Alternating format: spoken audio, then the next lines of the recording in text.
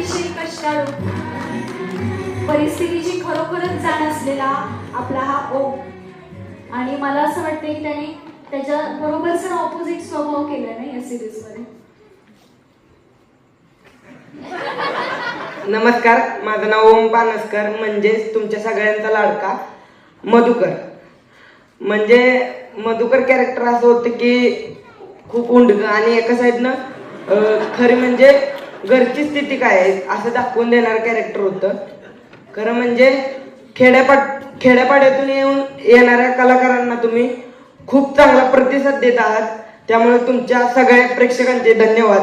आणि नितीन सरांचं मला इथे काम देण्याचं खूप मोठं काम आहे, सरांचं पण धन्यवाद.